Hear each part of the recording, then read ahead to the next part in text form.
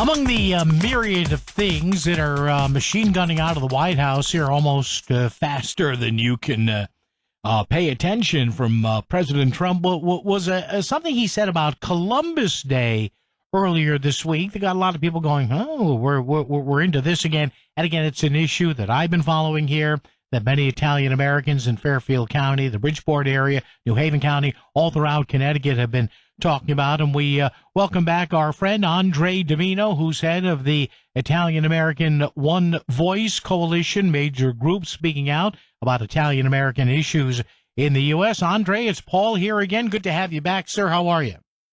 Great to be with you, Paul, especially with this great announcement. Yeah, so what did Mr. Trump actually say? Because I'm seeing Andre fractured reporting on this. So explain this. Well, he put out a post on his Truth Social where he was very clear. He said Columbus Day is back, although it really didn't leave because it's always been a federal holiday. Mm-hmm. But we do have 11 states and dozens of cities and school districts that eliminated it. But he said unequivocally that Columbus Day is back, that he supports it. He supports it because it's for Italian Americans and Americans. And he said that he's going to make sure that it doesn't go away. So we're very, very pleased. In fact, it was an outstanding thing for us to see on Sunday. So would you say, Andre, objectively, that there will be more support from the White House for Italian Americans and Columbus Day coming out from this administration as in the previous administration under Mr. Biden, or not? Well, I believe that, as President Trump has been from the beginning. He made a statement back in 2020 where he supported Columbus Day, and now he's coming through with his second term with a very definitive statement about it. And I think that we're going to see a change here. Our organization, Italian American One Voice, we've been battling this in school districts and cities across the country. Mm-hmm. And it's just fortunate. Of course, it's a federal holiday, as I said. Sure. But do you know, Paul, that there were both Senate and House resolutions that were put up to eliminate the federal holiday, which, of course, we were opposing that. And that's why we just continued to fight to preserve Columbus Day. And now with the statement from President Trump, if any one of those bills comes through, we think he's going to veto it. Hey, Andre, it's interesting knowing you were coming on today. I was kind of boning up on this again. We've talked for years in the past that it's interesting where you see people saying, well, it doesn't mean, Andre, that we don't want to honor Italians. There's just other people to do it. Well, okay. And then I can never really find, now you tell me if I'm wrong on this, I'm saying, well, okay, how are you actually honoring Italian Americans and the contributions of such if you get rid of Columbus Day? And some of these municipalities, they talk a good game, Andre, but I don't really see it. Maybe you do. I don't. No, I don't. And of course, unfortunately, Italian Americans are still subjected to the stereotyping, which is still out there. And, this is the one day that we have. And why should people tell us who we should honor? Columbus, the reason Columbus Day is there specifically, was because of the single largest day lynching that occurred in 1891. And it's interesting, Andre, I tell people that and they look at me like I landed from Mars. But please explain this. Go ahead.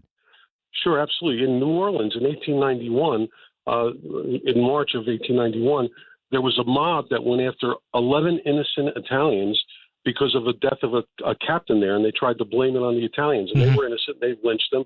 Many were beat up, and then there were other lynchings in other places around the country. It was so bad back then, Paul, that the country of Italy almost declared war against the United States.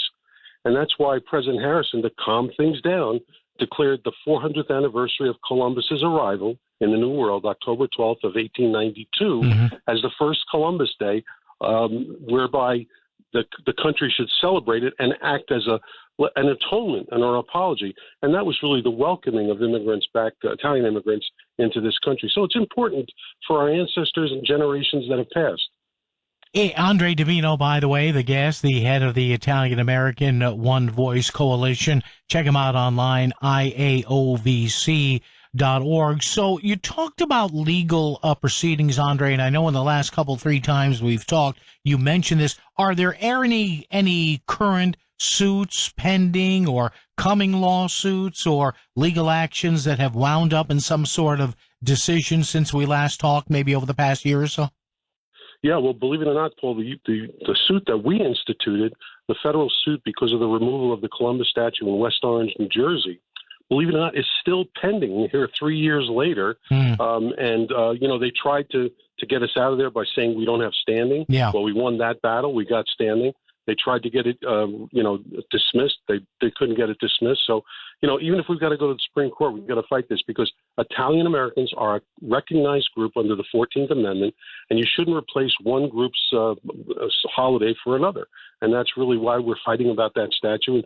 There's been other suits around the country with varying levels of success, and that's why it's important that we got this definitive statement from the president about this, because Columbus Day should be respected. Listen, not only for Italian Americans, Paul, but really for all Americans. Mm-hmm. He changed the world. He united the continents. Leif Erikson may have come here 1,000 years ago, whatever they say, but nevertheless, it was after Columbus where the world was really united. And, Andre, I discuss this with people all the time. People say, well, he did this and that. All right, so let's assume, for argument's sake here, just logically as human beings, well, if Columbus didn't come here or didn't come, let's say you revise history, as some people want to do, back then in 1492, well, it's like, honestly, Andre, like nobody would have come here. Right. like nothing, like we would have been hundreds of years later, and another explorer, maybe from Spain or Italy, would have never come here. It's ridiculous. It flies in the face of logic. You're 100% correct, Paul. Listen, Columbus was the great navigator. He did that great voyage across the world where no one else did it before. And he was doing, he tried to spread Christianity and so forth with his voyage. And although he thought he was going to the Indies, to India, he ended up in this part of the world. But nevertheless, you're right. If he didn't do it, someone else is going to do it. What do they think, that the world's going to stay separated until today? Of course, that's right. All right, folks, go to the website, keep tabs on the Italian American One Voice Coalition, IAOVC.org. Andre DiMino. Andre, always good to chat with you. We'll chat again around Columbus Day. Thank you, sir. Thank you, Paul. All right, there you go. Andre DiMino. Check it out, the Italian American One Voice Coalition.